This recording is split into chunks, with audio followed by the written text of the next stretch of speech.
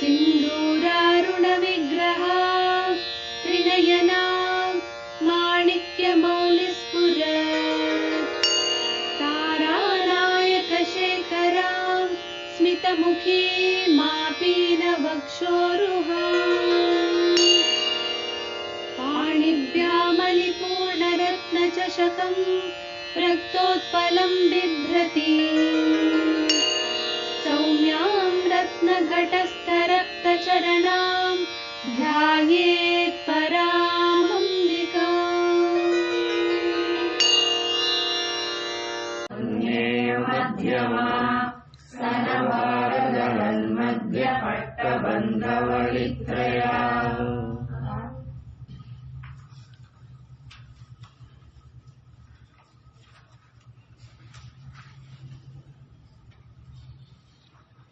ದೇವಿಯ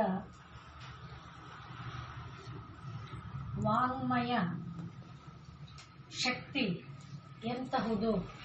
ತಾಯಿಯ ಮಾತೆ ಒಂದು ನಾದ, ಅದು ಎಂಥ ಮಂಜುಳವಾದ ನಾದ ಅಂದರೆ ತಾಯಿ ಸರಸ್ವತೀ ದೇವಿಯ ತಾಯಿಯದೇ ಮತ್ತೊಂದು ರೂಪ ಸರಸ್ವತಿ. ಯಾವ ತಾಯಿಯನ್ನ ನಾವು ಮಹಾಕಾಳಿ, ಮಹಾಲಕ್ಷ್ಮಿ, ಮಹಾಸರಸ್ವತಿ ದೇವತಾ ಸ್ವರೂಪಿಣಿಯಾಗಿ, ಸೃಷ್ಟಿಸ್ಥಿತಿ ಲಯಕಾರಿಣಿಯಾಗಿ, ದುರ್ಗಾ ತ್ರಿಪುರ ಸುಂದರಿಯಾಗಿ, ಲಲಿತಾ ಮಹೇಶ್ವರಿಯಾಗಿ ಯಾರನ್ನ ನಾವು ಭಾವಿಸ್ತಾ ಇದ್ದೀವೋ ಅದೇ ತಾಯಿಯ ಒಂದು ರೂಪವಾದ ಶ್ರೀ ಸರಸ್ವತಿ ದೇವಿಯ ಒಂದು ವೀಣಾ ವಾದನ.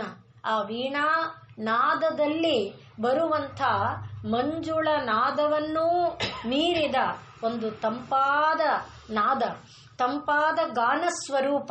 ಗಾನ ನಮ್ಮಲ್ಲಿ ಹೇಳ್ತಾರೆ ಶಿಶುರ್ವೇತ್ತಿ ಪಶುರ್ವೇತ್ತಿ, ಅಂದರೆ ವೇತ್ತಿ ಪಶು ಪಕ್ಷಿ ಪ್ರಾಣಿಗಳೂ ಕೂಡ ಸಂಗೀತದ ಒಂದು ಮಾಧುರ್ಯವನ್ನ ತಿಳ್ಕೊಳ್ಳುತ್ತವೆ, ಅದಕ್ಕೆ ಬಾಗತ್ವೆ ಅಂತ. ಸರ್ಪವೂ ಕೂಡ ಗಾನಕ್ಕೆ ತನ್ನ ಹೆಡೆಯನ್ನ ಆಡಿಸುತ್ತೆ, ಗಿಡಮರಗಳು ಗಾನಕ್ಕೆ ಒಲಿದು. ಇದನ್ನ ಸುಭಾಷ್ ಚಂದ್ರ ಬೋಸ್ ಅವರು ಸಂಶೋಧನೆ ಮಾಡಿ ಕೂಡ ತೋರಿಸಿಕೊಟ್ಟಿದ್ದಾರೆ. ಗಾನಕ್ಕೆ ಒಲಿದು ಗಿಡಗಳಲ್ಲಿ ಸಮೃದ್ಧಿ ಚೆನ್ನಾಗಿ ಬರೋದು, ಗಾನಕ್ಕೆ ಕೇಳ್ತಾ ಕೇಳ್ತಾ ಹಾಲು ಕೆಚ್ಚಲಿನಲ್ಲಿ ಹಾಲು ಸಮೃದ್ಧಿಯಾಗೋದು. ಅಂದ್ರೆ ಗಾನ ಅಮೃತ ಇದೆಯಲ್ಲ, ಗಾನದ ಫಲ ಎಷ್ಟು ವಿಶೇಷ, ಅದು ಸಂಶೋಧನೆಯಿಂದ ತೋರಿಸಿಕೊಟ್ಟಿದ್ದಾರೆ. ಆದರೆ ನಮಗೆ ಇಲ್ಲಿ ನಿಜ ಸಲ್ಲಾಪ ಮಾಧುರ್ಯ, ಆ ತಾಯಿಯ ಮಾತೆಂಬ ಮಾಧುರ್ಯ ಇದೆಯಲ್ಲ, ಗಾನಾಮೃತ, ಅದು ಹೇಗೆ ಒಂದು ಸಣ್ಣ ಕಂದನಿಂದ ಹಿಡಿದು ಪಶುಪಕ್ಷಿ ಪ್ರಾಣಿಗಳಿಂದ ಹಿಡಿದು ಗಿಡಮರಗಳಿಂದ ಹಿಡಿದು ಎಲ್ಲದರ ಮೇಲೆ ತನ್ನ ಪ್ರಭಾವ ಬೀರಿ ಅವುಗಳಲ್ಲಿ ವಿಶೇಷವಾದ ಒಂದು ಶಕ್ತಿ ಸಾಮರ್ಥ್ಯಾದಿಗಳನ್ನ ಉಂಟು ಮಾಡಬಲ್ಲದು. ಅಂಥ ಒಂದು ತಾಯಿಯ ಆ ಮಾಧುರ್ಯ, ಅದನ್ನ ನಾವು ಹಿಡ್ಕೊಂಡು ತಾಯಿಯನ್ನ ಉಪಾಸನೆ ಮಾಡುವಂಥ ಒಂದು ಕ್ರಮವನ್ನು ಕೂಡ ಹೇಳ್ತಾ ಇದ್ದಾರೆ. ಆದ್ರಿಂದ ಅದನ್ನ ಹೇಳುವಾಗ ತ್ಯಾಗರಾಜರು ಈ ಗಾನಾಮೃತವನ್ನ ಆಸ್ವಾದನೆ ಮಾಡಿದಂಥ ಮಹನೀಯರು. ಅವರು ಈ ಮೋಕ್ಷವನ್ನ ನಾವು ಹೊಂದೋದಕ್ಕೆ ಮೋಕ್ಷಮುಗಲ್ಲದ ಅನ್ನುವ ಕೃತಿಯಲ್ಲಿ ಅವರು ಹೇಳುವಾಗ ಹೇಳ್ತಾರೆ, ಪ್ರಾಣ ಮತ್ತು ಅನಲಗಳನ್ನ, ಯಾವುದನ್ನ ನಾವು ನಿನ್ನೆ ನೋಡಿದ್ವು, ಮೂಲಾಧಾರಕ್ಕೆ ಸೇರಿದಂಥ ಪ್ರಾಣಾಪಾನಗಳು ಅಂದ್ರೆ ಇಡಾ ಪಿಂಗಳಗಳು ಮತ್ತೆ ಚಂದ್ರ ಸೂರ್ಯ ನಾಡಿಗಳು ಆ ಕ್ಷೇತ್ರವನ್ನ ಸುತ್ತಿ, ಮೂಲಾಧಾರವನ್ನ ಸುತ್ತಿ, ಅದು ಒಂದು ಸುತ್ತಿನ ಒಂದು ತಲೆಯಂತೆ, ವೀಣೆಯ ಒಂದು ತಲೆಯಂತೆ ಆಗತ್ತೆ. ಅದನ್ನೇ ಪ್ರಾಣಾನಲ ಸಂಯೋಗಮೂ ವಲ್ಲ, ಅಂದ್ರೆ ಪ್ರಾಣ ಮತ್ತು ಅನಲಗಳ ಸಂಯೋಗದ ಕಾರಣ ಉಂಟಾಗುವಂಥದ್ದೇನಪ್ಪ ಅಂದ್ರೆ ಅದು ಪ್ರಣವ ಎಂಬ ನಾದ. ಆ ಪ್ರಣವನಾದ ಏನಾಗುತ್ತೆ, ಅದೇ ವಿಕಾಸಗೊಳ್ಳುತ್ತಾ ಸಪ್ತಸ್ವರಮು ಬರಗ, ಅಂದ್ರೆ ಸಪ್ತಸ್ವರವಾಗಿ ಅದು ವಿಕಾಸಗೊಳ್ಳುವುದನ್ನ ಯಾರಾದರೂ ಒಬ್ಬ ತಾನು ತನ್ನ ಅಂತರಂಗದಲ್ಲಿ ಆಸ್ವಾದನೆ ಮಾಡಿದ್ದೇ ಆದರೆ ಅವನಿಗೆ ಏನು ಗೊತ್ತಾಗತ್ತೆ, ವೀಣಾವಾದನ ಲೋಲುಡವು. ಅವನು ಆ ವೀಣೆಯ ವಾದನವನ್ನ ಮಾಡುವಾಗ ಮೊದಲಿಗೆ ಯಾವುದೇ ಸ್ವರ ಹಿಡಿದ್ರು ಅದು ನುಡಿಯೋದು ಓಂಕಾರನೇ. ಸಾ ಪ ಸ ಕೂಗುವಾಗ ಅದು ಹೇಳುವುದು ಓಂಕಾರವನ್ನೇ. ಆ ಓಂಕಾರ ವಿಸ್ತಾರ ಆಗುತ್ತಾ ನೀವು ಸಂಗೀತ ಶಾಸ್ತ್ರವನ್ನ ಸಂಗೀತ ಶಾಸ್ತ್ರ ಬಲ್ಲವರಲ್ಲದೆ ಇದ್ರು ಯಾವ ಒಂದು ಸ್ವರವನ್ನ ನೀವು ಹೇಳ್ತೀರಿ, ಪ್ರತಿ ಜೀವಕ್ಕೂ ಒಂದು ಸ್ವರ ಇದೆ, ಅದನ್ನ ಮರಿಬಾರ್ದು. ನೀವು ತರಕಾರಿ ಕೂಕೊಂಡು ಹೋಗ್ತಾರಲ್ಲ, ಒಬ್ಬೊಬ್ಬನದು ಒಂದೊಂದು ಸ್ವರ, ಒಂದು ಟಚ್ ಆಗುತ್ತೆ. ನೀವು ಗಮನಿಸಿ, ಹಣ್ಣು ಕೂಗೋರು ಪ್ರತಿಯೊಬ್ಬರಲ್ಲಿ ಒಂದು ಸ್ವರ ಇದೆ. ಆ ಸ್ವರ ಎಲ್ಲ ನಿಲ್ಲೋದು ಓಂಕಾರದಲ್ಲೇ. ನೀವು ಗಮನಿಸಿದ್ರೆ ಗೊತ್ತಾಗುತ್ತೆ. ಸಾ ಹೇಳ್ತಾ ಇರಿ, ರೀ ರೀ, ಅದೇ ಮತ್ತೆ ಸಾವಾಗಿ ನಿಲ್ಲುತ್ತೆ. ನೀವು ರೀ ಹೇಳ್ತಾ ಇದ್ರೆ ಅದು ಸಾ ಆಗಿ ನಿಲ್ಲುತ್ತೆ. ಅದೇ ಸಾಪ ಸಾನೆ ಒಟ್ಟು ಪ್ರಣವವಾಗಿ ಯಾವುದನ್ನು, ಅದಕ್ಕೆ ನಮ್ಮಲ್ಲಿ ಗಾಂಧಾರ ಗ್ರಾಮ, ಮಧ್ಯಮ ಗ್ರಾಮ, ಹೀಗೆಲ್ಲ ಸಂಗೀತ ಶಾಸ್ತ್ರದಲ್ಲಿ ಗ್ರಾಮಗಳನ್ನ ಹೇಳ್ತಾರೆ. ಅಂದ್ರೆ ಗಾ ಇಂದ ಗ ಮ ಪ ಧ ನಿ ಸ ರಿ, ಅಲ್ಲಿಗೆ ಈಗ ಸರಿಗಮ ಪದ ನಿ ಇದೆಯಲ್ಲ, ಅದನ್ನೇ ಗಾನೇ ಸಾ ಅಂತ ಇಟ್ಕೊಂಡ್ರೆ ಅದನ್ನ ಗಾಂಧಾರ ಗ್ರಾಮ ಅಂತ ಕರೀತಾರೆ. ಅಂದ್ರೆ ಗ ಇಂದ ಗ ಮ ಪ ಧ ನಿ ಸ ರಿ. ಹಾಗೆ ಆ ಗಾನ ನೀವು ಇಟ್ಕೊಂಡು ಹೇಳಿ ನೋಡಿ, ಮನೆಯಲ್ಲಿ ಅಭ್ಯಾಸ ಮಾಡಿ ನೋಡಿ. ನಂಗೆ ಗೊತ್ತಿಲ್ಲ, ಇಲ್ದಿದ್ರೆ ಹೇಳಿ ತೋರಿಸ್ತೀನಿ. ಹಾಗೆ ಹೇಳಿದರೆ ಗಾ ಎಲ್ಲಿ ಬರ್ತಾ ಇದೆ ನೋಡಿ, ಸಾಗೆ ಬಂದು ನಿಲ್ಲುತ್ತೆ. ಅದು ಅದೇ ರೀತಿ ನೀವು ಸ್ವರವನ್ನ ಯಾವುದನ್ನ ಹಿಡಿದು ನೋಡಿ, ಅಲ್ಲಿಗೆ ನಮಗೆ ಗೊತ್ತಾಗುತ್ತೆ.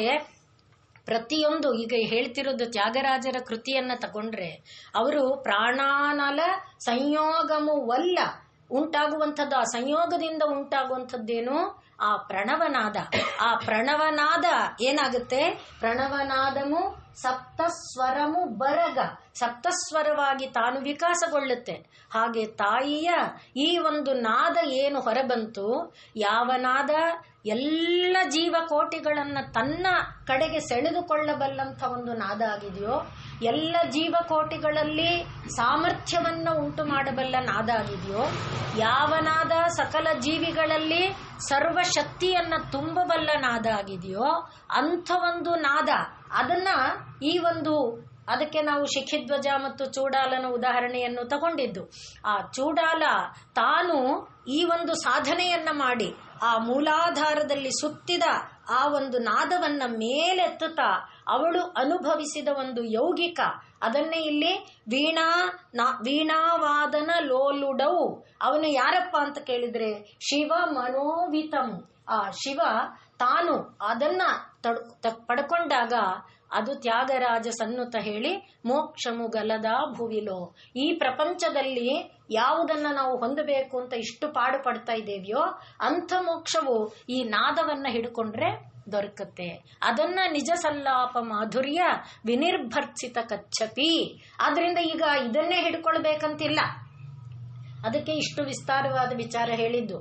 ದಾರಿಯಲ್ಲಿ ಕೂಗುವವನ ಯಾವುದೋ ಒಂದು ಸ್ವರ ನಮ್ಮನ್ನ ಆಕರ್ಷಿಸಿದರೆ ಆ ಸ್ವರ ಹಿಡ್ಕೊಂಡ್ರೆ ಸಾಕು. ಹಕ್ಕಿಗಳ ಚಿಲಿಪಿಲಿನಾದ, ಒಂದೊಂದು ಹಕ್ಕಿ ಒಂದೊಂದು ತರ ಗಾನ ಮಾಡುತ್ತೆ. ಕೇಳಿದ್ರೆ ಆ ಬೆಳಗಿನ ಹೊತ್ತು ಆ ಗಾನವನ್ನ ಕೇಳಿದಾಗ ಯಾವ ಹಕ್ಕಿಯ ಗಾನ ಎಲ್ಲ ಸ್ವರವೂ ಕೂಡ ನಿಲ್ಲೋದು ಓಂಕಾರದಲ್ಲೇ ಅನ್ನೋದನ್ನ ತೋರಿಸ್ದೆ. ಆದ್ರಿಂದ ಆ ರೀತಿ ನೀವು ಅನುಷ್ಠಾನ ಮಾಡಿಕೊಂಡ್ರೆ ಅದು ಯಾರನ್ನ ಮುಟ್ಟುತ್ತೆ, ತಾಯಿಯನ್ನೇ ಮುಟ್ಟುತ್ತೆ. ಅಂಥ ಒಂದು ಮಧುರಮಯವಾದ ಗಾನಮಯವಾದ ಶಬ್ದ ಆ ತಾಯಿಯ ಸಲ್ಲಾಪದಲ್ಲಿದೆ, ತಾಯಿಯ ಧ್ವನಿಯಲ್ಲಿದೆ. ಅದು ಸರಸ್ವತಿಯ ವೀಣಾ. ಸರಸ್ವತಿ ಅಂದ್ರೆ ಏನಾಯ್ತು, ಜ್ಞಾನ ಅಲ್ವಾ. ಸರಸ್ವತಿಯನ್ನ ಜ್ಞಾನ ಅಂತ ಇಟ್ಕೊಂಡ್ರೆ ಜ್ಞಾನದ ಪರಮಧ್ಯಯ ಏನು, ಮೋಕ್ಷವನ್ನ ಕರುಣಿಸುವಂಥದ್ದು. ಅದನ್ನ ಈ ವೀಣಾವಾದನ, ಅದರಿಂದಲೇ ವೀಣಾವಾದನ ತತ್ವಜ್ಞ ಅಂತ ನಮ್ಮಲ್ಲಿ ಶಾಸ್ತ್ರಗಳು ಹೇಳುತ್ತೆ. ವೀಣಾವಾದನ ಅಂದ್ರೆ ಇದನ್ನ ನುಡಿಸೋದು ಅಂತಲ್ಲ. ಯಾವ ವೀಣೆಯನ್ನ ನಾವು ಮೂಲಾಧಾರದಿಂದ ತಂದು ತಲೆಯ ಮೇಲಕ್ಕೆ ಹೀಗೆ ಬಾಗಿರುವ ಒಂದು ವೀಣೆಯನ್ನ ನಮ್ಮ ಬೆನ್ನಿನ ಫಣಿಯಲ್ಲಿ ನೋಡಿಕೊಂಡು ನೆನ್ನೆ, ಅಂಥ ಒಂದು ವೀಣೆಯನ್ನ ಅಂತರಂಗದಲ್ಲಿ, ರಾವಣನ ವಿಷಯದಲ್ಲಿ ನಾವು ಇದನ್ನು ನೋಡ್ತೇವೆ. ರಾವಣ ತನ್ನ ಒಂದು ಶರೀರದ ನರಗಳನ್ನೇ ತಂತಿಯನ್ನಾಗಿ ಮಾಡಿಕೊಂಡು ಮೂಲಾಧಾರದಿಂದ ಅವನು ವೀಣೆಯನ್ನ ನುಡಿಸಿ ಪರಮಾತ್ಮನನ್ನ ಒಲಿಸಿಕೊಂಡ. ಅದನ್ನ ಶಾಶ್ವತವಾಗಿ ಉಳಿಸಿಕೊಳ್ಳೋ ಪ್ರಕ್ರಿಯೆ ಮಾಡಿಕೊಳ್ಳಿಲ್ಲ. ಅದನ್ನ ತಾನು ಅಹಂಕಾರಕ್ಕೆ ವಿನಿಯೋಗ ಮಾಡಿಕೊಂಡ, ತನ್ನ ಒಂದು ಸ್ವಾರ್ಥತೆಗೆ ವಿನಿಯೋಗ ಮಾಡಿಕೊಂಡಿದ್ದರಿಂದ ಯಾವ ಔನ್ನತ್ಯಕ್ಕೆ ಏರಬಹುದಾಗಿತ್ತೋ ಅದನ್ನು ಕಳ್ಕೊಂಡ ಅಷ್ಟೇ.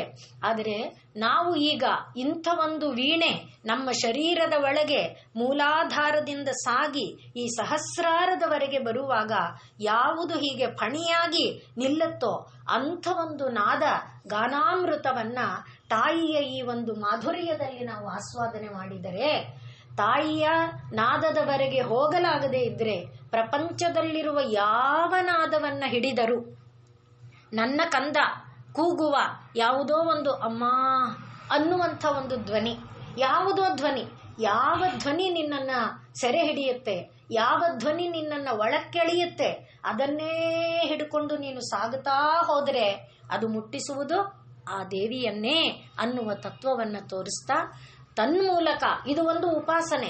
ಯಾವ ನಾದವನ್ನ ಬೇಕಾದರೂ ಹಿಡಿದು ಉಪಾಸನೆಯನ್ನ ಮಾಡಿದರೆ ನಮಗೆ ದೊರಕೋದೇನೋ ಮೋಕ್ಷ ಮುಗಲದ ಭುವಿಲೋ ಅಂತ ತ್ಯಾಗರಾಜರು ಏನ್ ಹೇಳಿದ್ದಾರೆ, ಅಂಥ ಒಂದು ಮುಕ್ತಿಯ ಮಾರ್ಗ ನಮಗೆ ತಾನೇ ತೆರೆಕೊಳ್ಳುತ್ತೆ ಅನ್ನುವ ತತ್ವವನ್ನು ನಾವು ನಿನ್ನೆ ನೋಡ್ಕೊಂಡಿದ್ದು. ನಿಜ ಸಲ್ಲಾಪ ಮಾಧುರ್ಯ ವಿನಿರ್ಭರ್ಚಿತ ಕಚ್ಚಪಿ. ಮುಂದಿನ ನಾಮವನ್ನು ಕೂಡ ಸ್ವಲ್ಪ ಮಟ್ಟಿಗೆ ಗಮನಿಸಿದರು. ಏನದು? ಮಂದಸ್ಮಿತ ಪ್ರಭಾಪೂರ ಮಜ್ಜತ್ ಕಾಮೇಶ ಮಾನಸ. ತನ್ನ ಮೆದುವಾದ ಮುಗುಳ್ನಗೆ, ಅದರ ಒಳಗೆ ಅವಳು ಏನನ್ನ ಮುಳುಗಿಸಿದ್ದಾಳೆ? ಕಾಮೇಶನನ್ನೇ ಮುಳುಗಿಸಿ ಬಿಟ್ಟಿದ್ದಾಳೆ. ಆದ್ರಿಂದ ನೋಡಿ, ಈಗ ಮೊದಲಿಗೆ ನಾದೋಪಾಸನೆ ಹೇಳಿದ್ವು, ಈಗೇನು ಹೇಳ್ತಿದೀವಿ? ಆಕೆಯ ಮಂದ ಹಾಸ ಇದೆಯಲ್ಲ, ಆ ಹಾಸ ಬೆಳಕಿನ ತರಂಗ ಹಿಡ್ಕೊಂಡ್ರೆ ಸಾಕು, ಅದೆಲ್ಲಿ ಕರ್ಕೊಂಡು ಹೋಗುತ್ತೆ? ಬರೀ ತಾಯಿ ಅಲ್ಲ, ತಾಯಿ ಜೊತೆಲಿ ಶಿವನೂ ಸಿಕ್ಬಿಡ್ತಾನೆ. ಯಾಕೆ? ತಾಯಿಯ ಮುಗುಳ್ನಗೆಯ ಪ್ರಭೆಯಲ್ಲಿ ಶಿವ ಮುಳುಕೊಂಡಿದ್ದಾನಲ್ವಾ, ಆದ್ರಿಂದ ಶಿವನೂ ನಮಗೆ ದೊರಕ ಬಿಡ್ತಾನೆ. ಅದರಿಂದ ಮಂದಸ್ಮಿತ ಪ್ರಭಾಪೂರ, ಅವಳ ಮುಗುಳ್ನಗೆ ಎಂಬ ಬೆಳಕಿನ ಒಳಗೆ, ಆ ಬೆಳಕಿನ ಪ್ರವಾಹದ ಒಳಗೆ ಯಾರು ಮುಳುಗಿದಾನೆ? ಕಾಮೇಶ ಮುಳುಗಿದಾನೆ. ಆ ಕಾಮೇಶನನ್ನ ಕೂಡ ನಾವು ಆ ಮಂದಸ್ಮಿತ ಮುಖಾರವಿಂದವನ್ನ ನೋಡ್ಕೊಂಡ್ರೆ ಅವನನ್ನು ಕೂಡ ನಾವು ಪಡಿಬಹುದು ಅನ್ನುವುದನ್ನ ನೋಡಿದ್ದು. ಆದ್ರಿಂದ ಈಗ ಈ ನಗು ಇದೆಯಲ್ಲ, ತಾಯಿಯ ನಗು ಏನು ಮಾಡುತ್ತೆ ಅಂತ ಕೇಳಿದ್ರೆ, ಶಿವನನ್ನು ತೋರಿಸಿಕೊಡುವಂಥ ನಗು ತಾಯಿಯ ನಗು. ಆ ಶಿವನನ್ನ ತೋರಿಸ್ಕೊಡುತ್ತೆ ಅಂದ್ರೆ ಏನಾಯ್ತು? ಮನಸ್ಸು ಎಲ್ಲಿ ಲೀನ ಆಗತ್ತೆ? ಶಿವನಲ್ಲಿ ಲೀನ ಆಗತ್ತೆ, ತಾಯಿಯಲ್ಲಿ ಲೀನ ಆಗತ್ತೆ. ಹಾಗೆ ಆ ಪರಮಾತ್ಮ ಶಕ್ತಿಯಾದಂಥ ಪರಮಾತ್ಮನ ಶಕ್ತಿ ನಾವು ನಿನ್ನೆ ನೋಡಿದ್ವು. ಐಶ್ವರ್ಯ ಮೊದಲಾದ ಶಕ್ತಿ, ಪ್ರತಿಯೊಂದು ಜೀವದಲ್ಲಿರುವ ಶಕ್ತಿ. ಆ ಶಕ್ತಿ ಮೂಲ ಯಾರು? ಪರಮಾತ್ಮ. ಆದ್ರಿಂದ ಪರಮಾತ್ಮನೂ ದೊರಕದ, ಪರಮಾತ್ಮನಲ್ಲಿರುವ ಶಕ್ತಿ ಕೂಡ ದೊರಕ್ತು. ಹೀಗೆ ಆ ಎರಡನ್ನೂ ಪಡೆದುಕೊಳ್ಳುವ ಒಂದು ಚೈತನ್ಯ ಏನಿದೆ, ಅದು ಆಕೆಯ ಮುಗುಳ್ನಗೆಯಿಂದ ನಮಗೆ ದೊರಕುವಂಥ ಒಂದು ಲಾಭ. ಅದರಿಂದ ಏನಾಗುತ್ತೆ ಅಂತ ಕೇಳಿದ್ರೆ, ಯಾವ ಒಂದು ಬಂಧಕ್ಕೆ, ಯಾವ ಒಂದು ಕಷ್ಟ ಕೋಟಲೆಗೆ ಯಾವುದು ಕಾರಣ? ನಮ್ಮ ಮನಸ್ಸೇ ಕಾರಣ. ಆ ಮನಸ್ಸು ಏನಾಗುತ್ತೆ? ಈ ಎಲ್ಲದರ ಒಳಗೆ, ಯಾವುದರ ಒಳಗೆ? ಶಿವನೊಳಗೆ, ಶಕ್ತಿಯ ಒಳಗೆ, ವಿಶ್ವಾದ್ಯಂತ ವ್ಯಾಪಿಸಿರುವಂಥ ತತ್ವಗಳ ಒಳಗೆ ಅದು ಲಯ ಆಗುತ್ತೆ. ಮನೋಲಯ ಆದರೆ ಅದಕ್ಕಿಂತ ದೊಡ್ಡ ಸಾಧನೆ ಇನ್ನೇನು ಬೇಕಾಗಿಲ್ಲ. ಆದ್ರಿಂದ ಅಂಥ ಅಸಾಧ್ಯವಾದ, ಅಶಕ್ಯವಾದ, ಸುಲಭ ಸಾಧ್ಯವಲ್ಲದ ಮನೋಲಯ ಎಂಬ ಸಾಧನೆಯನ್ನು ಕೂಡ ಮಂದಸ್ಮಿತ ಪ್ರಭಾಪೂರ ಮಜ್ಜತ್ ಕಾಮೇಶ ಮಾನಸ ಅನ್ನುವ ಆ ನಾಮವನ್ನ ಅನುಸಂಧಾನ ಮಾಡ್ತಾ ಇದ್ರೆ ಸಾಕು. ಇಲ್ಲ, ನಾಮ ಗೊತ್ತಾಗಲ್ಲ ನಮಗೆ, ಬೇಡ, ಬರೀ ಮಂದಸ್ಮಿತ ಆ ತುಟಿ, ಅರಳಿದ ತುಟಿಗಳನ್ನ ಮಾತ್ರ ಧ್ಯಾನ ಮಾಡಕ್ಕಾಗತ್ತೆ, ಸಾಕು. ಅದನ್ನ ಮಾಡ್ತಾ ಇದ್ರು ಕೂಡ ನಮಗೆ ಏನು ದೊರಕುತ್ತೆ? ಶಿವಶಕ್ತಿ ಒಳಗೂಡಿದ್ದು ದೊರಕತ್ತೆ. ಆ ಶಿವನು ಶಕ್ತಿಯು ಇಬ್ಬರೂ ನಮಗೆ ಲಭಿಸ್ತಾರೆ. ಬೆಳಕು ಸಿಕ್ಕತ್ತೆ, ದೀಪನೂ ಸಿಕ್ಕತ್ತೆ. ಬೆಳಕು ಮತ್ತು ಬೆಳಕು ಅಂದಾಗ ಹರಡಿರುವಂಥದ್ದು, ಅದನ್ನ ನಾವು ಅನೇಕ ಬಾರಿ ನೋಡಿದ್ದೇವೆ. ಆ ಹರಡಿರುವಂಥದ್ದು ಮತ್ತೆ ಮೂಲವು, ಅಲ್ಲಿಗೇನಾಯ್ತು? ಪ್ರಪಂಚನೂ ನಮ್ಮದಾಯ್ತು, ಪ್ರಪಂಚಕ್ಕೆ ಅತೀತವಾಗಿರುವಂತಹ ದೇವಿಯೂ ಕೂಡ ನಮ್ಮದಾಯ್ತು, ಪರಬ್ರಹ್ಮ ವಸ್ತುವು ಕೂಡ ನಮ್ಮದಾಯ್ತು. ಅಂಥ ಒಂದು ವಿಶೇಷವಾದ ಸಾಧನೆ, ವಿಶಿಷ್ಟವಾದ ಫಲ ನಮಗೆ ಮಂದಸ್ಮಿತ ಆ ತಾಯಿಯ ಮುಗುಳ್ನಗೆಯನ್ನ ನಾವು ಆಸ್ವಾದನೆ ಮಾಡ್ತಾ ಇದ್ರೆ ಸಾಕು. ಅದನ್ನ ಅನುಸಂಧಾನ ಮಾಡ್ತಾ ಇದ್ರೆ, ಧ್ಯಾನ ಮಾಡ್ತಾ ಇದ್ರೆ ಸಾಕು, ಅದು ನಮಗೆ ಲಭಿಸುತ್ತೆ. ಅಂಥ ಒಂದು ಮಹಿಮೋನ್ನತವಾದ ನಾಮ ಮಂದಸ್ಮಿತ ಪ್ರಭಾಪೂರ ಮಜ್ಜತ್ ಕಾಮೇಶ ಮಾನಸ. ಇಲ್ಲಿ ಕಾಮ ಅಂದಾಗ ಯಾವ ಸೌಂದರ್ಯಾದಿಗಳಿದೆ ಲೋಕದಲ್ಲಿ, ಇದನ್ನ ತಾನೇ ನಾವು ಬಯಸ್ತೇವೆ. ಅಂದ್ರೆ ನನಗೆ ಇದು ಬೇಕು, ಅದು ಬೇಕು, ಅದು ಬೇಕು ಅಂತ ನಾವು ಬಯಸುವಾಗ ಒಂದನ ಜೊತೆಯಲ್ಲಿ ಒಂದರ ಹಿಂದೆ ಒಂದು ಬರ್ತಾ ಇರುತ್ತೆ. ಅವುಗಳೆಲ್ಲದರ ಮೇಲೆ ಪ್ರಭುತ್ವವನ್ನು ಸಾಧನೆ ಮಾಡಿಕೊಂಡಾಗ ಅವುಗಳ ಹಿಂದೆ ಓಡುವ ಮನಸ್ಸು ಏನಾಗುತ್ತೆ, ತಾಯಿಯ ಒಳಗೆ ಲೀನ ಆಗುತ್ತೆ, ಆ ಪರ ಬ್ರಹ್ಮ ವಸ್ತುವಿನಲ್ಲಿ ಲೀನವಾಗುತ್ತೆ, ಪರಾಶಕ್ತಿಯಲ್ಲಿ ಒಂದಾಗುತ್ತೆ ಅನ್ನುವ ತತ್ವವನ್ನ ಮನಸ್ಸಿಗೆ ತಂದುಕೊಂಡು ಈಗ ಮುಂದಿನ ನಾಮ ಅನಾಕಲಿತ ಸಾದೃಶ್ಯ ಚುಬುಕ ಶ್ರೀ ವಿರಾಜಿತ. ಅನಾಕಲಿತ ಅಂದ್ರೆ ನೀವು ಪದಚ್ಛೇದ ಮಾಡ್ಕೊಳ್ಳುವಾಗ್ಲೂ ನಿಲ್ಲಿಸಬೇಕಾದ್ರೆ ಹೇಗೆ ನೋಡ್ಕೊಳ್ಬಹುದು. ಅನಾಕಲಿತ, ಆಕಲಿತ, ಕಲಿತ ಅಂದ್ರೇನು, ಕಲ್ಪನೆ ಮಾಡ್ಕೊಳ್ಳೋದು ಅಂತ. ಆಕಲಿತ ಅಂದ್ರೆ ಯಾವುದನ್ನಾದ್ರೂ ಒಂದು ಕಲ್ಪನೆ ಮಾಡ್ಕೊಳ್ಳೋದಾದ್ರೆ, ಯಾವುದಕ್ಕೆ ಕಲ್ಪನೆ ಮಾಡಬಹುದು ಅಂದ್ರೆ ಅನಾಕಲಿತ, ಯಾವುದರ ಜೊತೆನೂ ಕಲ್ಪನೆ ಮಾಡಕ್ ಬರಲ್ಲ, ಅದು ಅನಾಕಲಿತ. ಅನಾಕಲಿತ ಏನದು, ಯಾವುದನ್ನ ಕಲ್ಪನೆ ಮಾಡೋದು, ಸಾದೃಶ್ಯ, ಹೋಲಿಕೆ. ಯಾರಿಗೆ ಹೋಲಿಕೆ, ಚುಬುಕ, ತಾಯಿಯ ಗಲ್ಲ. ನೋಡಿ ಎಷ್ಟು ಮಟ್ಟಿಗೆ ತಾಯಿಯ ಕೇವಲ ವದನಾರವಿಂದ ಅಷ್ಟೇ, ತಾಯಿಯ ವದನಾರವಿಂದಕ್ಕೆ ಇಷ್ಟು ದೂರ ಬಂದಿದ್ದೇವೆ. ತಾಯಿಯ ವದನಾರವಿಂದದಲ್ಲಿ ಯಾವ ಒಂದು ಭಾಗದಲ್ಲಿ ಮನಸ್ಸು ನಿಂತರೂ ಸಾಕು. ಇದನ್ನ ನಾನು ಅವತ್ತು ಹೇಳಿದ್ದೆ ಭಾಗವತದಲ್ಲಿ. ಕಪಿಲ ತನ್ನ ತಾಯಿ ದೇವಹೂತಿಗೆ ಭಗವಂತನ ಆಮೂಲಾಗ್ರವಾದ ಶರೀರವನ್ನ ವರ್ಣನೆ ಮಾಡಿ, ಕೊನೆಗೆ ಪಾದದ ಉಗುರಿನವರೆಗೆ ವರ್ಣನೆ ಮಾಡಿ, ಆ ಪಾದದ ಉಗುರಿನ ತುದಿಯಲ್ಲಿ ಅಲ್ಲಿ ಎಲ್ಲಿ ನಿನ್ನ ಮನಸ್ಸು ನೆಟ್ಟರು ಸಾಕಮ್ಮ, ಪರಮಾತ್ಮ ನಿನ್ನವನಾಗುತ್ತಾನೆ. ಇದೆಲ್ಲ ಧ್ಯಾನಕ್ಕೆ ವಿಷಯ, ಅದಕ್ಕೋಸ್ಕರ ಇಷ್ಟು ವಿಸ್ತಾರ. ಆದ್ರಿಂದ ವಾಗ್ದೇವಿಯರು ತಾಯಿಯ ಮುಖಾರವಿಂದದ ಸೌಂದರ್ಯವನ್ನ ಆಸ್ವಾದನೆ ಮಾಡ್ತಾ ನಿರಂತರ ಇರುವಂಥವರು, ಮಂತ್ರಿಣಿ ವಾಗ್ದೇವಿ ಇವರೆಲ್ಲ. ಆದ್ರಿಂದ ಆ ತಾಯಿಯ ಮುಖಾರವಿಂದದಿಂದ ಅವರಿಗೆ ದೊರೆತಂಥ ಒಂದು ಮಹಾಫಲ ಅದು ಕೇಳುವವರಿಗೂ ದೊರಕಲಿ ಅನ್ನುವಂಥ ಅಭಿಲಾಷೆ. ಆದ್ರಿಂದ ಆ ತಾಯಿಯ ಮುಖವನ್ನೇ ಮತ್ತೆ ಹೇಳ್ತಾ ಇದ್ದಾರೆ. ಈಗ ಎಲ್ಲಿಗೆ ಬಂದಿದ್ದಾರೆ, ಗಲ್ಲಕ್ಕೆ ಬಂದಿದ್ದಾರೆ. ಆದ್ರಿಂದ ಈ ಗಲ್ಲ ಅನಾಕಲಿತ ಸಾದೃಶ್ಯ ಚುಬುಕ, ಬರೀ ಗಲ್ಲನ, ಅದು ಶ್ರೀ ಸೌಂದರ್ಯಯುಕ್ತವಾಗಿರುವಂಥ ಗಲ್ಲ, ಸಾಧಾರಣವಾದ ಗಲ್ಲವಲ್ಲ ಇದು.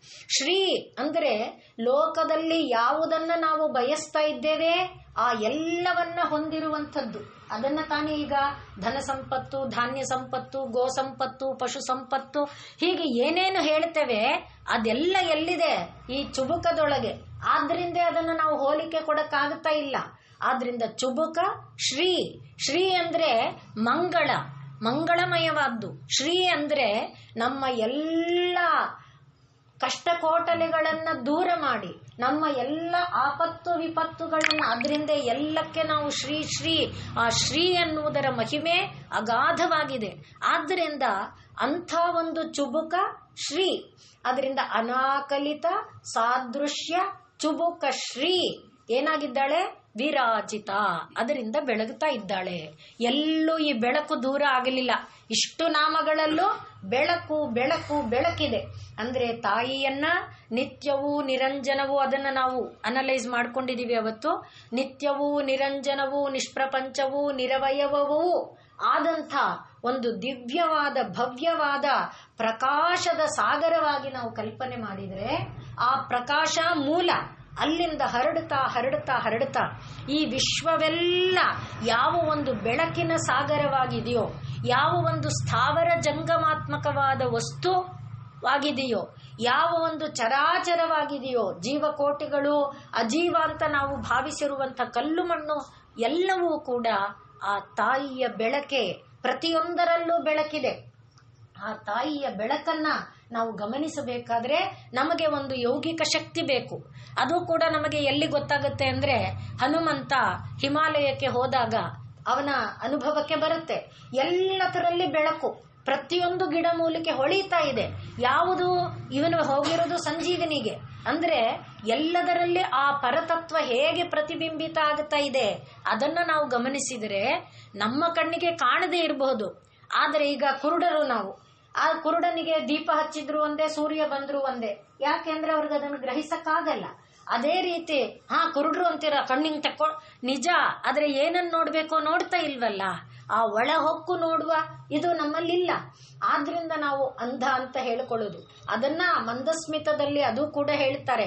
ಆ ತಾಯಿಯ ಮುಗುಳ್ನಗೆಯನ್ನ ನೋಡಿಬಿಟ್ರೆ ನಮ್ಮಲ್ಲಿರುವ ಧ್ವಾಂತ ಕತ್ತಲೆ, ಅಜ್ಞಾನದ ಕತ್ತಲೆಯನ್ನ ಅವಳು ದೂರ ಮಾಡಿ ಆ ಜ್ಞಾನದ ಕಣ್ಣನ್ನ, ಒಳಗಣ್ಣನ್ನ ತೆರೆಯಿಸಬಲ್ಲ ಒಂದು ಸಾಮರ್ಥ್ಯ ಅವಳ ಈ ಮುಖದ ಈ ಒಂದು ಮುಗುಳ್ನಗೆ, ಮಂದವಾದಂತಹ ಮುಗುಳ್ನಗೆಯಲ್ಲಿ ನಮಗೆ ದೊರಕುತ್ತೆ. ಅಂಥದ್ದು ಈ ಗಲ್ಲದಲ್ಲಿ ಅದನ್ನು ನಾವು ಗಮನಿಸಿದಾಗ ಯಾವುದು ವಿಶ್ವಾದ್ಯಂತ ತುಂಬಿ ತುಂಬಿ ತುಂಬಿ ತುಂಬಿಕೊಂಡಿದೆಯೋ, ಯಾವುದೋ ಪರಮಾತ್ಮ ಅಲ್ಲದ್ದು ಅಲ್ಲವೋ, ಇದನ್ನ ನಾವು ಅನೇಕ ಬಾರಿ ನೋಡ್ತೀವಿ, ಹೇಳ್ತೀವಿ, ಕೇಳ್ತೀವಿ. ಅದು ನಮ್ಮ ರಕ್ತಗತ ಆಗಬೇಕು. ಅಲ್ಲಿವರೆಗೆ ನಾವು ಇದನ್ನು ಹೇಳ್ಕೊಳ್ಳೇಬೇಕು. ಪ್ರಪಂಚ ಪರಮಾತ್ಮ ಅಲ್ಲದ್ದು, ಪರಮಾತ್ಮನದು ಅಲ್ಲದ್ದು, ಪರಮಾತ್ಮನಿಂದ ಅಲ್ಲದ್ದು, ಪರಮಾತ್ಮನಲ್ಲಿ ಸೇರದೇ ಇರುವಂತಹುದು ಅಲ್ಲದ್ದು.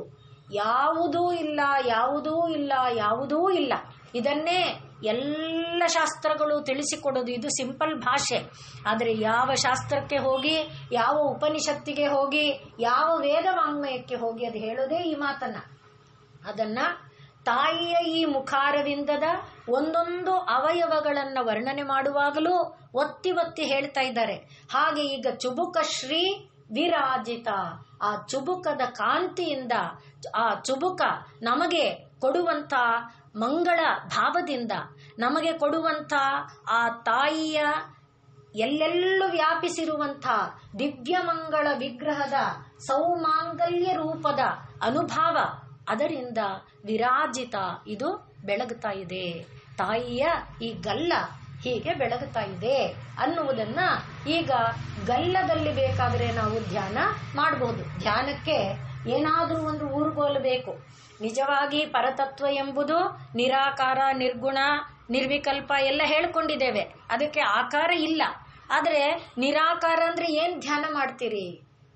ಏನನ್ನು ಧ್ಯಾನ ಅದರಿಂದ ಮೊದಲಿಗೆ ಆಲಂಬನೆಗೆ, ಧ್ಯಾನಕ್ಕೆ ಯಾವುದನ್ನ ಬೇಕೋ ಹಿಡ್ಕೊಳ್ಳಿ.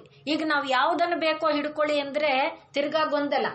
ಅದಕ್ಕೆ ಗಲ್ಲನ ಹಿಡ್ಕೊಳ್ಳಿ, ಮುಗುಳ್ನಗೆಯನ್ನ ಹಿಡ್ಕೊಳ್ಳಿ, ಕೆನ್ನೆಯನ್ನ ಹಿಡ್ಕೊಳ್ಳಿ, ಇಷ್ಟೊಂದು ಹೇಳ್ತಾ ಇದ್ದೀರಲ್ಲ. ಯಾರಿಗೆ ಯಾವ ಜಾಗದಲ್ಲಿ ಮನಸ್ಸು ನೆಲೆ ನಿಲ್ಲುತ್ತೋ ಅದನ್ನ ಹಿಡ್ಕೊಳ್ಳಿ ಅಂತ ಅರ್ಥ. ಆದ್ರಿಂದ ಇದನ್ನೇ ಹಿಡ್ಕೊಳ್ಳಿ ಅಂತಲ್ಲ. ಗಲ್ಲ ಅಂತ ಹೇಳಿದಾರಪ್ಪ, ನಾವು ಗಲ್ಲನೇ ಇಲ್ಲ, ಹಾಗಲ್ಲ. ನಿನಗೆ ಗಲ್ಲ ಇಷ್ಟ ಆಗಲಿಲ್ಲ, ಬೇಡ. ಕೆನ್ನೆ ಇಷ್ಟ ಆಯ್ತು, ಕೆನ್ನೆ ಹಿಡ್ಕೊ. ಮೂಗ್ ಇಷ್ಟ ಆಯ್ತು, ಮೂಗ್ ಹಿಡ್ಕೊ. ಕಣ್ಣು ಇಷ್ಟ ಆಯ್ತು, ಕಣ್ಣು ಹಿಡ್ಕೊ. ಹಾಗೆ ಯಾವುದರಲ್ಲಿ ನಿನ್ನ ಮನಸ್ಸು ದೃಢವಾಗಿ ನೆಲೆ ನಿಲ್ಲುತ್ತೋ. ಎಷ್ಟು ನೋಡಿ, ಭಾರತೀಯ ಸಂಸ್ಕೃತಿ ಉದಾರವಾದ್ದು. ಯೋಗದಲ್ಲಿ ಕೂಡ ಹೀಗೆ ಕೂತ್ಕೊಂತ ಹೇಳಲಿಲ್ಲ. ಪತಂಜಲಿಗಳು ಹೇಳುವಾಗ ಸುಖಾಸನಂ, ನೀನು ಕೂತಾಗ ಯಾವುದು ನಿನಗೆ ಬಾಧೆ ಕೊಡಲ್ವೋ, ಹೀಗೆ ಹೀಗೆ ಮಾಡಲ್ವೋ, ಆ ಥರ ಯಾವುದು ನಿನ್ನನ್ನು ಬಾಧಿಸಲ್ವೋ ಆ ರೀತಿಯಲ್ಲಿ ಕೂತ್ಕೊಂತ, ಅದಕ್ಕೂ ಸ್ವಾತಂತ್ರ್ಯ. ಧ್ಯಾನ ಮಾಡಬೇಕಾದ್ರೆ ಚಕ್ಕಂಬಟ್ಲನ್ನೇ ಹಾಕಬೇಕು, ಪದ್ಮಾಸನನೇ ಹಾಕಬೇಕು, ಹೀಗೆ ಖಂಡಿತ ಯಾವುದಕ್ಕೂ ಒಂದು ಬಲಾತ್ಕಾರದ ನಿರ್ದೇಶ ಕೊಟ್ಟಿಲ್ಲ. ಯಾಕೆ ಅಂದ್ರೆ ಯಾರಿಗೆ ನರನಾಡಿಗಳಲ್ಲಿ ರಕ್ತ ಸಂಚಾರ ಯಾವ ರೀತಿಯಲ್ಲಿ ಆಗಿ ಅದು ಮೊದಲು ಅಂತರ್ಮುಖ ಆಗಬೇಕು, ಆಂತರಂಗಿಕ ಅನುಭೂತಿಯನ್ನು ಅದು ಕರುಣಿಸಿಕೊಡಬೇಕು. ಅದಕ್ಕೆ ಪೂರಕವಾಗಿ ಪೋಷಕವಾಗಿ ಯಾವುದಾಗುತ್ತೋ ಅಂಥದನ್ನ ಆರಿಸ್ಕೊಳ್ಳಿ. ಎಷ್ಟು ವಿಶಾಲವಾದ ಮನೋಭಾವ ನೋಡಿ. ಆ ರೀತಿ ಯಾವ ಸಂಸ್ಕೃತಿಯಲ್ಲಿ ನಾವು ನೋಡಕ್ ಸಾಧ್ಯ? ಇದು ಭಾರತೀಯ ಸಂಸ್ಕೃತಿಯಲ್ಲಿ ನಮಗಿರುವಂತ ಒಂದು ವಿಶಾಲವಾದ ಧರ್ಮ.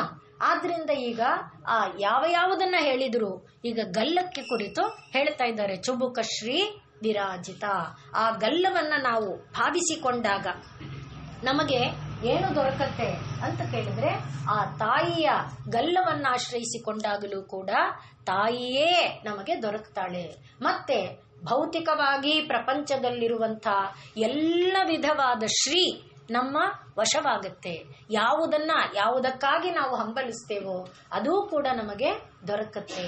ಆದ್ರಿಂದ ಈಗ ಇದಕ್ಕೆ ಇದರಲ್ಲಿ ಸೌಂದರ್ಯ ಲಹರಿಯಲ್ಲಿ ಹೇಳ್ತಾರೆ, ಇದನ್ನ ಕೆನ್ನೆಯನ್ನ ಕನ್ನಡಿ ಅಂದ್ರು. ಹಿಂದೆ ಎಲ್ಲ ನೀವು ಇದರಲ್ಲಿ ಯಾವುದು ಸೋಮನಾಥಪುರ, ಬೇಲೂರು ಅಲ್ಲೆಲ್ಲ ಹೋದರೆ ದರ್ಪಣ ಸುಂದರಿ ನೀವು ನೋಡಿರ್ತೀರಿ.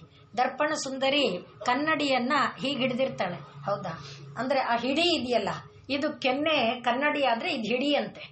ತಾಯಿಯ ಕೆನ್ನೆಯನ್ನ ಕನ್ನಡಿ ಅಂತ ನಾವು ಭಾವಿಸ್ಕೊಂಡ್ರೆ ಹೀಗೆ ಹಿಡಿಯೋದ್ರಿಂದ ಇದು ತಾಯಿಯ ಕನ್ನಡಿ ಕಪೋಲವಾದಕ್ಕೆ ಇದು ಚುಬುಕ.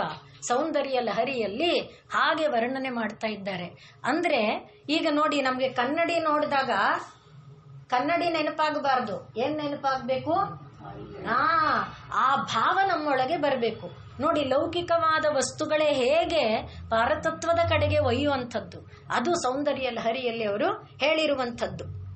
ಅದಕ್ಕೆ ಮತ್ತೆ ಇನ್ನು ಹೇಳ್ತಾರೆ ಸೌಂದರ್ಯ ಲಹರಿಯಲ್ಲೇ, ಆ ತಂದೆ ಮಕ್ಕಳನ್ನ ಪ್ರೀತಿಯಿಂದ ಹೀಗೆ ಮಾಡ್ತಾರಲ್ವಾ, ಮುದ್ದು ಮಾಡುವಾಗ ಹೀಗೆ ಮತ್ತೆ ಹೀಗಂದು ಅಂತಾರೆ. ಆ ತರಹ ಹಿಮವಂತ ತವ ಚುಬುಕ, ಅದನ್ನ ಹಿಮವಂತ ಬಂದು ಅವಳ ಚುಬುಕವನ್ನ ಗಲ್ಲವನ್ನ ಹೀಗಾಡಿಸಿ ಅದೆಂಥದು ಔಪಮ್ಯರಹಿತಂ, ಇಲ್ಲಿ ಅನಾಕಲಿತ ಹೇಳಿದಾರಲ್ಲ, ತವ ಚುಬುಕಂ ಔಪಮ್ಯರಹಿತಂ ತುಹಿನಗಿರಿಣ, ತುಹಿನಗಿರಿ ಹಿಮವಂತ ಬಂದು ನಿನ್ನ ಗಲ್ಲವನ್ನ ಹೀಗೆ ಮಾಡಿ ಎತ್ತಿ ಮುದ್ದಾಡ್ತಾನಲ್ಲ, ಅಂಥ ಒಂದು ನಿನ್ನ ಈ ಚುಬುಕ ಇದೆಯಲ್ಲ, ಅದನ್ನ ಯಾವುದಕ್ಕೂ ಹೋಲಿಸೋದಕ್ಕೆ ಬರೋದಿಲ್ಲಮ್ಮ. ಅದು ಏನು ಮಾಡುತ್ತೆ ನಮಗೆ ಅಂತ ಕೇಳಿದ್ರೆ, ಅದು ಎಲ್ಲ ನಮ್ಮ ಬುದ್ಧಿ ಮನಸ್ಸುಗಳನ್ನೆಲ್ಲ ಸೆಳೆದು, ಅದು ಯಾವುದೇ ವಿಧವಾದಂಥ ಉಪಮಾನ ಇಲ್ಲದ ಬುದ್ಧಿ ಮನಸ್ಸುಗಳನ್ನ ಒಳಮುಖಕ್ಕೆ ಸೆಳೆದು ನಮ್ಮನ್ನ ಶಾಂತಗೊಳಿಸಬಲ್ಲಂಥ ಒಂದು ಪ್ರಭಾವ ಇರುವಂಥದ್ದಮ್ಮ. ಅಂಥದ್ದು ನಿನ್ನ ಈ ಚುಬುಕ ಶ್ರೀ ಅಂತ ಸೌಂದರ್ಯ ಲಹರಿಯಲ್ಲಿ ಹೇಳ್ತಾರೆ. ಅದನ್ನೇ ಶಿವ ತಾನು ಕೂಡ ಆ ಚುಬುಕವನ್ನ, ತಂದೆ ಯಾವ ಚುಬುಕವನ್ನ ಹಿಡ್ಕೊಂಡು ಕಂದ ಅಂತ ಆರಾಧಿಸ್ತಾನೋ ಅದೇ ಚುಬುಕವನ್ನ ಶಿವನೂ ಕೂಡ ಆರಾಧಿಸುವಂಥದಮ್ಮ ನಿನ್ನ ಚುಬುಕ ಅಂತ ಹೇಳಿ ಅದು ಔಪಮ್ಯರಹಿತವಾದದ್ದು.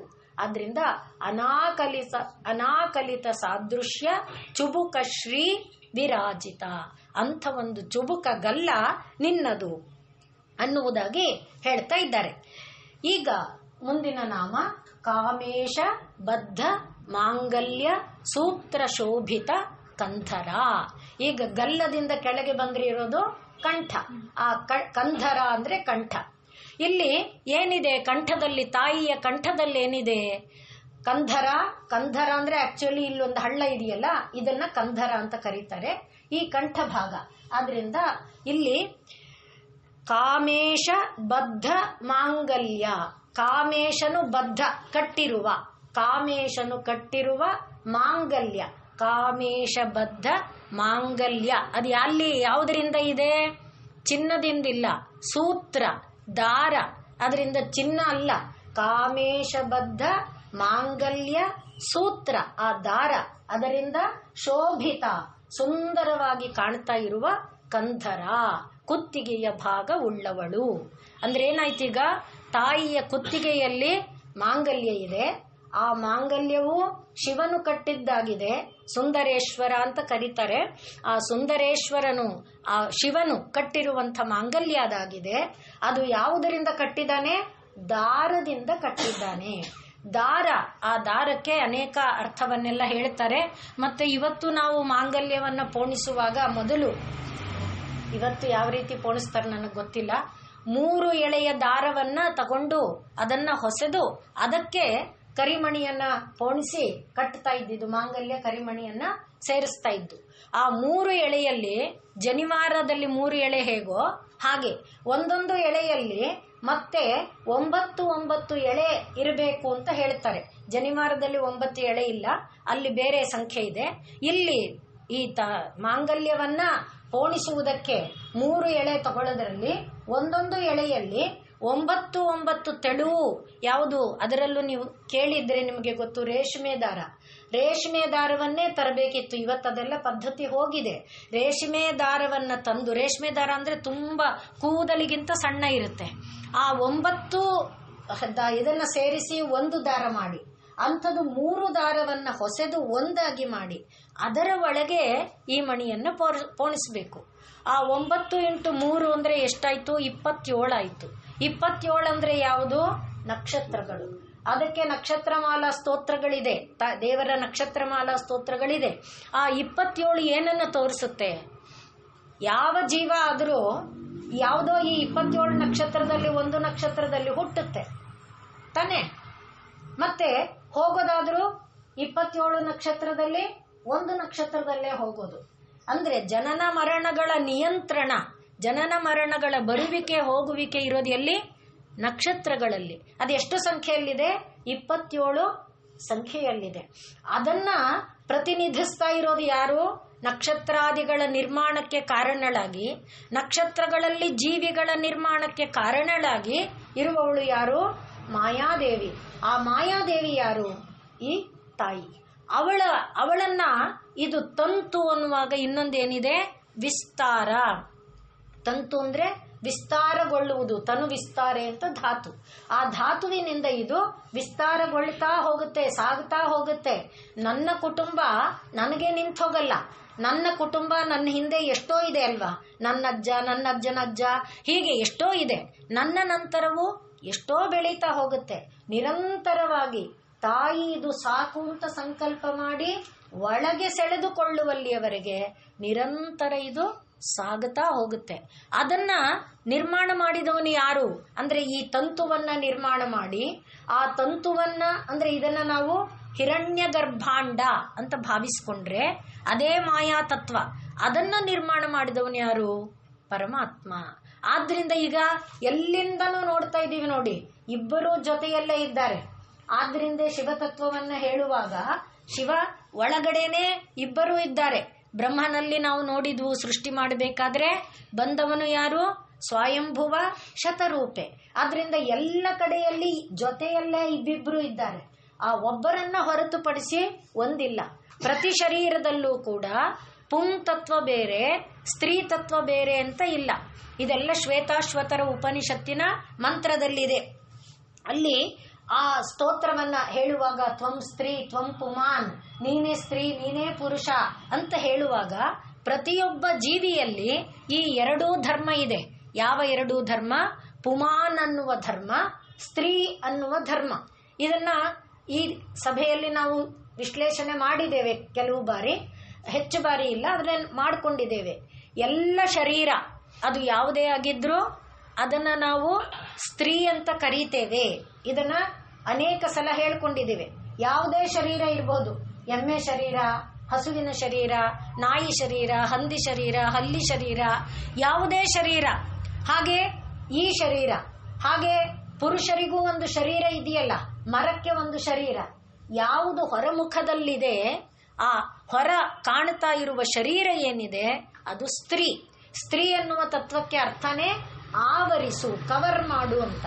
ಆದ್ರಿಂದ ಹಾಗೆ ಈಗ ಮರದ ಹೊರಗೆ ಏನಿದೆ? ತೊಗಟೆ ಇದೆ ಅಲ್ವಾ, ಚರ್ಮಗಳಿದೆ. ಒಳಗಡೆ ಏನಿದೆ? ಆ ಮರದ ಬೀಜದ ರಸ ಇದೆ. ಆ ಮರದ ಬೀಜದ ರಸ ಯಾವುದು? ಹಲಸಿನ ಮರ ಆಗಿದ್ರೆ ಹಲಸಿನ ರಸ ಇದೆ. ಆದ್ರಿಂದ ನಾವೇನಂತೇವೆ? ಹಲಸಿನ ಬೊಡ್ಡೆ, ಹಲಸಿನ ಎಲೆ, ಹಲಸಿನ ಹೂವು, ಹಲಸಿನ ಕಾಯಿ, ಹಲಸು ಜೊತೆಲಿದೆ ತಾನೆ. ಅದರಿಂದ ಆ ರಸ ಏನಿದೆ ಅಂದ್ರೆ ಆ ಒಳಗಡೆ ಹಲಸು ಹಲಸು ಹಲಸು ಅಂತ ಹರಿತಾ ಇರುವ ರಸ, ಮಾವು ಮಾವು ಮಾವು ಅಂತ ಹರಿತಾ ಇರುವ ಆ ಘನೀಭೂತವಾದ ರಸ ಏನಿದೆ ಅದು ಪುರುಷ. ಹೊರಗೆ ಕಾಣ್ತಾ ಇರುವಂತ ಚರ್ಮ ಏನಿದೆ, ಚರ್ಮದ ಆಕಾರ ಏನಿದೆ ಅದು ಸ್ತ್ರೀ. ಆದ್ರಿಂದ ಈ ಸ್ತ್ರೀ ಮತ್ತು ಈ ಪುರುಷನ ಎಲ್ಲಿ ಬೇರೆ ಮಾಡ್ತೀರಿ? ಬೇರೆ ಮಾಡಿದ್ರೆ ಬದುಕಿಲ್ಲ ಅಲ್ವಾ? ಈಗ ಹಲಸಿನ ಮರನೇ ಬರೀ ಮರನ ತೆಗೆದುಬಿಟ್ಟು ಹಲಸಿನ ರಸ ಇಟ್ಕೊಳ್ಳಕ್ ಸಾಧ್ಯನೋ? ಇಲ್ಲ. ಹಲಸಿನ ರಸ ಇರ್ಲಿ, ಮರ ಹಾಗೆ ಮರ ಬೇಕು, ಹಲಸಿನ ರಸ ಬೇಡ ಅನ್ನೋಕ್ ಸಾಧ್ಯನೋ? ಇಲ್ಲ. ಎರಡೂ ಕೂಡ ಅವಿನಾಭಾವ ಸಂಬಂಧ. ಇಲ್ಲಿ ಕಂಧರ ಅನ್ನುವುದರಲ್ಲಿ ಮಹತ್ತತ್ವ ಇದೆ. ನಾವು ಅದನ್ನ ಅರ್ಥ ಮಾಡಿಸೋದಕ್ಕೆ ಇಷ್ಟು ಹೇಳ್ತಾ ಇದ್ದೇನೆ. ಇವೆರಡರ ತತ್ವ ಎರಡೂ ಕೂಡ ಹಾಗೆ. ನಮ್ಮೊಳಗೆ ಬರೀ ಶರೀರ ಇದ್ರೆ ಸಾಕೋ? ಏನು ಪ್ರಯೋಜನ ಇಲ್ಲ. ಶರೀರನ ಏನಂತೇವೆ ನಾವು? ಶವ ಅಂತೇವೆ. ಶರೀರದ ಒಳಗೆ ಜೀವ ಚೈತನ್ಯ ಇದ್ರೆ ಶಿವ ಅಂತೇವೆ. ಅಂದ್ರೆ ಅದು ಚೈತನ್ಯ ವಸ್ತುವಾಗುತ್ತೆ. ಅದನ್ನ ಒಂದು ಜೀವಿಯಾಗಿ ಕರೀತೇವೆ, ಅದಕ್ಕೊಂದು ಹೆಸರು ಕೊಡ್ತೇವೆ, ಅದಕ್ಕೊಂದು ಸ್ಥಾನ ಕೊಡ್ತೇವೆ. ತಂದೆ ಅಂತನೋ, ತಾಯಿ ಅಂತನೋ, ಆಚಾರ್ಯ ಅಂತನೋ, ಸೋದರತೆ ಏನೋ ಒಂದು ಸ್ಥಾನ ಕೊಡ್ತೇವೆ. ಯಾವಾಗ? ಇದೆಲ್ಲ ಒಳಗಡೆ ಚೈತನ್ಯ ಇದ್ದಾಗ. ಆದ್ರಿಂದ ಈಗ ಚೈತನ್ಯ ಬೇಕೋ ಬೇಡವೋ? ಬೇಕು. ಚೈತನ್ಯ ಇಲ್ಲದೆ ಶರೀರ ಯಾವ ಪ್ರಯೋಜನಕ್ಕೂ ಇಲ್ಲ. ಆದ್ರಿಂದ ಶರೀರ ಎಂಬುದು ಸ್ತ್ರೀ, ಒಳಗಿರುವ ತತ್ವ ಎಂಬುದು ಪುರುಷ, ಚೈತನ್ಯ. ಇದು ಯಾರಲ್ಲಿದೆ, ಯಾರಲ್ಲಿಲ್ಲ? ಎಲ್ಲರ ಒಳಗೆ ಇದೆ. ಅದು ಯಾವುದಾದ್ರೂ ಎಲ್ಲರ ಒಳಗಿದೆ. ಒಂದು ಕಲ್ಲೊಳಗೂ ಇದೆ. ಯಾಕೆ ಹೇಳಿ? ಕಲ್ಲೊಳಗೆ ಕಪ್ಪೆ ಇರೋದನ್ನ ನಾವು ನೋಡ್ತೇವೆ. ನಮಗೆ ನೋಡಿದ್ರೆ ಕಲ್ಲು ಒರಟು ಒಣ ಏನಿಲ್ಲ ಅನ್ಸುತ್ತೆ. ಆದ್ರೆ ಕಲ್ಲೊಳಗೆ ನೀರೆಲ್ಲಿತ್ತು? ಕಲ್ಲೊಳಗೆ ಕಪ್ಪೆ ಹೇಗೆ ಬರೋಕ್ ಸಾಧ್ಯ ಆಯಿತು? ಈ ದೃಷ್ಟಾಂತಗಳು ನಾವು ನೋಡ್ತೇವೆ. ಕಲ್ಲು ಬೆಳೆಯುತ್ತೆ, ನೀವು ನೋಡಿದ್ರೆ ಕಲ್ಲು ಬೆಳೆಯುತ್ತೆ. ಬೆಳೆಯುತ್ತೆ ಅಂದ್ರೆ ಅದರೊಳಗೆ ಜೀವ ಇದೆ ತಾನೆ. ಇದನ್ನೆಲ್ಲ ಗಮನಿಸಿದಾಗ ಏನು ಅರ್ಥವನ್ನ ಇಲ್ಲಿ ಕೊಡ್ತಾ ಇದ್ದಾರೆ ಅಂತ ಕೇಳಿದ್ರೆ, ಶಿವ ಎನ್ನುವ ಚೈತನ್ಯ ಶಕ್ತಿಯು ವಿಸ್ತಾರಗೊಳ್ಳುವ ಶರೀರ ಎಂಬ ತಾಯಿ ಎಂಬ ಶಕ್ತಿಯು, ಅಂದ್ರೆ ಶಿವನೂ ಶಕ್ತಿಯು ಎರಡೂ ಕೂಡ ಒಂದು ಅಂಶವಾಗಿ ಇರುವಂಥದ್ದನ್ನ ಈ ಕಾಮೇಶಬದ್ಧ ಮಾಂಗಲ್ಯ ಸೂತ್ರ ಶೋಭಿತ ಕಂಧರ ಅನ್ನುವ ತತ್ವದಲ್ಲಿ ತೋರಿಸ್ತಾ ಇದ್ದಾರೆ. ಆದ್ದರಿಂದಲೇ ನಮ್ಮಲ್ಲಿ ಹೊರ ರೂಪದಲ್ಲಿ ನಮಗಿದನ್ನೆಲ್ಲ ತಿಳ್ಕೊಳಕ್ಕಾಗಲ್ಲ. ಋಷಿಗಳಿಗೆ ಅದು ತಿಳ್ಕೊಳಕ್ಕಾಗ್ತಾ ಇತ್ತು. ಋಷಿಗಳು ಅಂತರಂಗದಲ್ಲಿ ಅದನ್ನ ಸಾಧನೆ ಮಾಡಿ ತನ್ನ ಅಂತರಂಗದಲ್ಲಿ ಅದನ್ನ ಅನುಭವಿಸಿಕೊಂಡಿದ್ರು. ಆದ್ರಿಂದಲೇ ಅದನ್ನ ಅವರು ಮಂತ್ರ ರೂಪದಲ್ಲಿ ಕಂಡು ಮಂತ್ರ ರೂಪದಲ್ಲಿ ಅದನ್ನ ನಮಗೆ ಕೊಡೋದಕ್ಕೆ ಸಾಧ್ಯ ಆಗಿತ್ತು. ಅದಕ್ಕೋಸ್ಕರ ಈಗ ಅವರು ವಿವಾಹ ಅಂತ ಒಂದು ಮಂತ್ರವನ್ನ ಮಾಡಿದ್ರು. ವಿವಾಹ ಅಂದಾಗ ಒಂದು ಪುರುಷ ಒಂದು ಸ್ತ್ರೀ ಅಂತ ಅರ್ಥ ಇಲ್ಲ. ಇದೆ, ಅದರ ಲೌಕಿಕದಲ್ಲಿ ಅದಿದೆ, ಬೇಡ ಅಂತ ನಾ ಹೇಳ್ತಿಲ್ಲ. ಪ್ರಧಾನವಾಗಿ ಇರುವ ವಿಷಯ, ಅದಕ್ಕೆ ಇಷ್ಟು ವಿಸ್ತಾರನ ಹೇಳಿದ್ದು. ಒಳಗಡೆ ಇರುವ ಚೈತನ್ಯ ಏನು ಆಜ್ಞೆ ಮಾಡುತ್ತೆ ಅದರಂತೆ ಹೊರಗಡೆ ಇರುವ ಇಂದ್ರಿಯಗಳು ಕೆಲಸ ಮಾಡಬೇಕು. ಮನಸ್ಸು, ಬುದ್ಧಿ, ಇಂದ್ರಿಯಗಳು ಒಳಗೆ ಇರುವ ಚೈತನ್ಯ ಹೇಳಿದಂತೆ ಕೆಲಸ ಮಾಡಬೇಕು ತಾನೆ. ಆ ಚೈತನ್ಯ ಇಲ್ಲ ಅಂದ್ರೆ ಮನಸ್ಸು, ಬುದ್ಧಿ, ಇಂದ್ರಿಯ ಏನು ಕೆಲಸ ಮಾಡುತ್ತೆ? ಕೆಲಸ ಮಾಡಕ್ ಸಾಧ್ಯನೇ ಇಲ್ಲ. ಆದ್ದರಿಂದ ಒಳಗಿರುವ ಆತ್ಮತತ್ವ, ಹೊರಗಿರುವ ಮನಸ್ಸು, ಬುದ್ಧಿ, ಅಹಂಕಾರ, ಚಿತ್ತ ಮತ್ತೆ ಜ್ಞಾನೇಂದ್ರಿಯ, ಕರ್ಮೇಂದ್ರಿಯ ಇವರ ಜೊತೆಯಲ್ಲಿ ಏನಿರಬೇಕು? ಸಾಮರಸ್ಯ ಇರಬೇಕು. ಆ ಸಾಮರಸ್ಯವೇ ವಿವಾಹ. ವಿವಾಹ ಅಂದ್ರೆ ಆ ವಿವಾಹದಿಂದ, ಯಾಕದಕ್ಕೆ ವಿವಾಹ? ಅದು ನಮ್ಮನ್ನ ಮೇಲಕ್ಕೆ ಕರ್ಕೊಂಡು ಹೋಗುತ್ತೆ. ಉತುವಹನ, ಮೇಲಕ್ಕೆ ನಮ್ಮನ್ನ ಕರ್ಕೊಂಡು ಹೋಗುತ್ತೆ. ವಿಶಿಷ್ಟ ವಾಹಕ. ವಿವಾಹ ಅಂದ್ರೆ ವಿಶಿಷ್ಟ ವಾಹಕ. ಅದು ನಮ್ಮನ್ನ ಒಂದು ವಾಹನದ ತರಹ, ಅದು ವಾಹನವಾಗಿ ನಮ್ಮನ್ನ ಮೇಲ್ಮುಖವಾಗಿ ಪರತತ್ವದ ಕಡೆಗೆ ಕರೆದೊಯ್ಯುವಂಥ ಒಂದು ಸಾಧನ. ಆದ್ದರಿಂದಲೇ ಗೃಭ್ಣಾಮಿತೆ ಸುಪ್ರಜಾಸ್ತ್ವಾಯ ಹಸ್ತಂ ಮಯಾ ಪತ್ಯಾ ಜರದಷ್ಟಿರ್ಯಥಾ ಸಹ ಭಗೋ ಅರ್ಯಮಾ ಸವಿತಾ ಪುರಂಧಿರ್ಮಕ್ಯಂತ್ವಾ ದುರ್ಗಾರ್ಕಪತ್ಯಾಯ ದೇವಾಹ. ಅಂದ್ರೆ ಒಂದು ಕೈಯನ್ನ ಹಿಡಿಬೇಕಾದ್ರೆ ಯಾರ ಕೈಯನ್ನ ಯಾರು ಹಿಡಿಯೋದು? ಒಳಗಿನ ಚೈತನ್ಯದ ಅಭಿಪ್ರಾಯವನ್ನ ಕೈ ಅಂತ ಭಾವಿಸಿದರೆ ಅದನ್ನ ಮನಸ್ಸು, ಬುದ್ಧಿ, ಚಿತ್ತ, ಅಹಂಕಾರಗಳು, ಹಾಗೆ ಕಣ್ಣು, ಕಿವಿ, ಮೂಗು ಮೊದಲಾದ ಜ್ಞಾನೇಂದ್ರಿಯ, ಕರ್ಮೇಂದ್ರಿಯಗಳು ಹಿಡಿಬೇಕು. ಅಲ್ಲಿ ಹೇಗೆ ಹಿಡಿಬೇಕು? ಒಬ್ಬ ಮುದುಕ ಅಥವಾ ಈಗ ನಮ್ಮಂಥವ್ರು ಆ ಸರಿಬೇಕು. ಅವ್ರೇನ್ ಮಾಡ್ತಾರೆ? ಈ ತರ ಕೋಲ್ ಹಿಡಿತಾರೆ. ಜರದಷ್ಟಿರ್ ಯಥಾಸಹ. ಮುದುಕ, ಮುದುಕನಾದವನು ಅಷ್ಟಿ ಕೋಲನ್ನ ಹಿಡಿದಂತೆ. ಇಲ್ಲಿ ಏನನ್ನು ಹಿಡಿತಾ ಇರೋದು? ಅಂತರಂಗದ ಚೈತನ್ಯದ ಬಲವನ್ನ, ಅಂತರಂಗದ ಚೈತನ್ಯದ ಪ್ರಚೋದಕ ಶಕ್ತಿಯನ್ನ, ಪ್ರೇರಕ ಶಕ್ತಿಯನ್ನ, ಅಂತರಂಗದ ಚೈತನ್ಯದ ಪ್ರಜ್ಞಾಶಕ್ತಿಯನ್ನ, ಇದನ್ನೆಲ್ಲ ಹಿಡಿತಿರೋದು ಯಾರು? ಈ ಜ್ಞಾನೇಂದ್ರಿಯ, ಕರ್ಮೇಂದ್ರಿಯ, ಮನಸ್ಸು, ಬುದ್ಧಿ, ಚಿತ್ತ, ಅಹಂಕಾರಗಳು. ಆದ್ರಿಂದಲೇ ಗೃಭ್ಣಾಮಿತೆ, ಗೃಭ್ಣಾಮಿ ಅಂದ್ರೆ ಹಿಡಿತೇನೆ. ಗೃಭ್ಣಾಮಿತೆ ಸುಪ್ರಜಾಸ್ತ್ವಾಯ ಹಸ್ತಂ ಮಯಾ ಪತ್ಯಾ ಜರದಷ್ಟಿರ್ ಯಥಾಸಹ. ಇದು ಬಿಟ್ಟು ಬಂದಿಲ್ಲ. ಕನೆಕ್ಷನ್ ಎಲ್ಲಿದೆ? ಭಗೋ ಅರ್ಯಮಾ ಸವಿತಾ ಪುರಂಧಿರ್ಮಕ್ಯಂತ್ವಾ ದುರ್ಗಾರ್ಹಪತ್ಯಾಯ ದೇವಾಹ. ಎಲ್ಲಿಂದ ಬಂದಿದೆ ಭಗ, ಅಲ್ಲಿಂದ ಭಗಃ, ಅರ್ಯಮ, ಸವಿತಾ, ಪುರಂಧಿಹಿ, ಇವರಿಂದ ಪರಂಪರೆಯಾಗಿ ಅಂದ್ರೆ ಚಿತ್ತ ಮನಸ್ಸು ಬುದ್ಧಿ ಅಹಂಕಾರ ಪರಂಪರೆಯಿಂದ ಜ್ಞಾನೇಂದ್ರಿಯ ಕರ್ಮೇಂದ್ರಿಯಗಳನ್ನು ಮುಟ್ಟಿದೆ. ಮೂಲ ಸ್ರೋತ ಎಲ್ಲಿ ನಿಂತಿದೆ? ಪರತತ್ವದಲ್ಲಿ ನಿಂತಿದೆ. ಅಲ್ಲಿಂದ ಇದು ಸಂಬಂಧ ಪಡೀತಾ ಪಡೀತಾ ಹೀಗೆ ವಿಕಾಸಗೊಂಡಿದೆ. ಈಗ ನಿಮಗೆ ದಾರ ಗೊತ್ತಾಯ್ತು. ದಾರ ಆ ತಂತು. ಆ ದಾರ ಯಾಕೆ 27? ಅಲ್ಲಿಂದ ಹರಿದು ಬರುವಾಗ ಈ ಎಲ್ಲವನ್ನು ಮುಟ್ಕೊಂಡು ಬರಬೇಕು. ಅದಕ್ಕೋಸ್ಕರ ಆ 27 ಇದು ಇರುವಂತ ತಂತುವಾಗಿ ಆ ದಾರ ಇಲ್ಲಿದ್ದರೆ ಮತ್ತೆ ಇದೇನಾಗಿದೆ, ಈ ಒಂದು ಜಾಗ, ಇದನ್ನ ಶಿವಶಕ್ತಿಯ ಜಾಗ ಅಂತ ಕರೀತಾರೆ. ಯೋಗ ಮಾರ್ಗದಲ್ಲಿ ಕೂಡ ಶಿವಶಕ್ತಿಯ ಜಾಗ ಅಂತ. ಆದ್ರಿಂದಲೇ ಇದಕ್ಕೆ ಮಾಂಗಲ್ಯ. ಇಲ್ಲಿ ನಮಗೆ ನಾವು ದಾರ ಕಟ್ಟೋದಲ್ಲ, ಒಳಗಡೆ ನಾಡಿಗಳಲ್ಲಿ ಆ ಮಾಂಗಲ್ಯ ಇದೆ. ಇದಕ್ಕೆ ಮಾಂಗಲ್ಯ ಇದು ಯೋಗ ಅಂತ ಕೂಡ ಕರೀತಾರೆ. ಮಾಂಗಲ್ಯ ಬಂಧ, ಹೇಗೆ ಒಡ್ಯಾಣ ಬಂಧ, ಜಾಲಂಧರ ಬಂಧ ಅಂತ ಕರೀತಾರೆ, ಹಾಗೆ ಇದು ಮಾಂಗಲ್ಯ ಬಂಧ. ಒಳಗಡೆನೆ ನರನಾಡಿಗಳಲ್ಲಿ ಆ ಬಂಧ ಇದೆ. ನರನಾಡಿಗಳು ಹಾಗೆ ಹೊಸ್ಕೊಂಡಿದೆ. ಯಾಕೆ ಅಂತ ಕೇಳಿದರೆ, ಕೆಳಗಿನಿಂದ ಮೂಲಾಧಾರದಿಂದ ಹಾಗೆ ಪಾದದಿಂದ ಬರುವಂಥ ವಿಚಾರಗಳು ಏನು? ಅದು ಲೌಕಿಕವಾದ ಕ್ರಿಯೆಗಳು, ಲೌಕಿಕವಾದ ಕರ್ಮಗಳು. ಆ ಲೌಕಿಕವಾದ ಕರ್ಮಗಳು ಮತ್ತೆ ಇಲ್ಲಿರೋದೆಲ್ಲ ಯಾವುದು? ಜ್ಞಾನೇಂದ್ರಿಯಗಳು. ಜ್ಞಾನೇಂದ್ರಿಯಗಳೆಲ್ಲ ಎಲ್ಲಿದೆ? ಇಲ್ಲಿ ಮಾತ್ರನೇ ಇದೆ. ಜ್ಞಾನಕ್ಕೆ ಆಜ್ಞೆ ಎಲ್ಲಿಂದ ಬರ್ತಾ ಇದೆ? 2 ಹುಬ್ಬುಗಳ ನಡುವಿಂದ ಬರ್ತಾ ಇದೆ. ಆದ್ರಿಂದ ಇಲ್ಲಿಂದ ಬರುವ ಈ ಆಜ್ಞಾಚಕ್ರದಿಂದ ಕೆಳಗೆ ಈ ಕಣ್ಣು, ಕಿವಿ, ಮೂಗು, ಬಾಯಿಗಳೆಲ್ಲ ಜ್ಞಾನ ಪ್ರಸಾರ ಜಾಗಗಳು. ಆ ಜ್ಞಾನ ಮತ್ತೆ ಕ್ರಿಯೆ ಎರಡೂ ಬಂದು ಸೇರುವ ಜಾಗ ಇದು. ಆದ್ರಿಂದ ಜ್ಞಾನೇಂದ್ರಿಯ ಕರ್ಮೇಂದ್ರಿಯಗಳ ಸಮ್ಮೇಳ ಏನನ್ನ ಮಾಡಬೇಕು?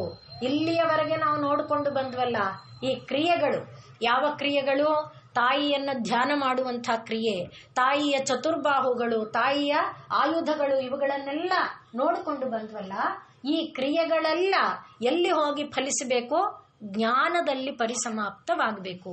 ಸರ್ವಂ ಕರ್ಮಾಖಿಲಂ ಪಾರ್ಥ ಜ್ಞಾನೇ ಪರಿಸಮಾಪ್ಯತೆ, ಗೀತಾಚಾರ್ಯ ಹೇಳುವಂತ ಮಾತು. ಆ ಪರಮ ಜ್ಞಾನದಲ್ಲಿ ಇದು ನಮ್ಮನ್ನ ಕರೆದುಕೊಂಡು ಹೋಗಿ ನಿಲ್ಲಿಸಬೇಕು. ಆಗ್ಲೇ ಅದನ್ನ ಮತ್ತೆ ಆಗ ಹೇಳೋದೇನು? ಏಕಮಿಷೇ ವಿಷ್ಣುಸ್ತ್ವಾನ್ವೇತು ದ್ವೇ ಊರ್ಜೆ ವಿಷ್ಣುಸ್ತ್ವಾನ್ವೇತು ತ್ರೀಣಿ ಪ್ರದಾಯ ತ್ರೀಣು ವ್ರತಾಯ ವಿಷ್ಣುಸ್ತ್ವಾನ್ವೇತು ಚತ್ವಾರಿ ಮಾಯೋ ಭವಾಯ ವಿಷ್ಣುಸ್ತ್ವಾನ್ವೇತು ದ್ವೇ. ಈ ರೀತಿ ಪಂಚಪಶುಭ್ಯ ವಿಷ್ಣುಸ್ತ್ವಾನ್ವೇತು ಷಡ್ಋತುಭ್ಯ ವಿಷ್ಣುಸ್ತ್ವಾನ್ವೇತು ಸಪ್ತಸಪ್ತಭ್ಯೋ ಹೋತ್ರಾಭ್ಯೋ ವಿಷ್ಣುಸ್ತ್ವಾನ್ವೇತು. ಹೀಗೆ 7 ಹಂತಗಳಲ್ಲಿ ಜೀವಗಳನ್ನ ಇದು ಮೇಲಕ್ಕೆ ಕರೆದೊಯ್ಯುತ್ತೆ. ಅಂಥ ಒಂದು ಭಾವ ಯಾವಾಗ ಹೊರಮುಖದಲ್ಲಿ ಮಾಂಗಲ್ಯ ಕಟ್ಟೋದು ಅನ್ನೋದು ವೈದಿಕ ಪ್ರಕ್ರಿಯೆ ಇಲ್ಲ. ವೈದಿಕ ಪ್ರಕ್ರಿಯೆಯಲ್ಲಿ ಮಾಂಗಲ್ಯ ಧಾರಣೆಗೆ ಯಾವ ಮಂತ್ರನೂ ಇಲ್ಲ. ಆದರೆ ಆಂತರಂಗಿಕವಾಗಿ ವ್ಯಕ್ತಿಯಾದವನು ಭಾವಿಸಿಕೊಳ್ಳೋದಿರೋದು ಅಂತರಂಗದಲ್ಲಿ. ಇದನ್ನ ನಮಗೆ ಭಾವಿಸ್ಕೊಳ್ಳಕ್ಕಾಗಲ್ಲ. ನಾನು ನಿಮಗೆ ತಲೆ ತಿಂತಾ ಇದ್ದೀನಿ, ನಂಗೆ ಅರ್ಥ ಆಗುತ್ತೆ. ಆದರೆ ಇದು ಹೊರಮುಖದಲ್ಲಿ ನಮ್ಗೆ ಒಳಗೆ ಗೊತ್ತಾಗದೇ ಇರೋದ್ರಿಂದ ಹೊರಮುಖದಲ್ಲಿ ಒಂದು ಗಂಡನ್ನ ಒಂದು ಹೆಣ್ಣನ್ನ ನಿಲ್ಲಿಸಿ ತೋರಿಸ್ಕೊಡ್ತಾ ಇದ್ದಾರೆ. ಆದರೆ ಅದರ ಮೂಲಕನೂ ಹೇಳ್ತಾ ಇರೋದು ಇದೇ ತತ್ವನೇ. ಪುರುಷನನ್ನಾದರೂ ಹಿಡಿ, ಸ್ತ್ರೀಯನ್ನಾದರೂ ಹಿಡಿ, ಆ ಎರಡೂ ನಿನ್ನನ್ನು ಕರ್ಕೊಂಡು ಹೋಗಿ ಮುಟ್ಟಿಸೋದು ಇಲ್ಲಿಗೆ.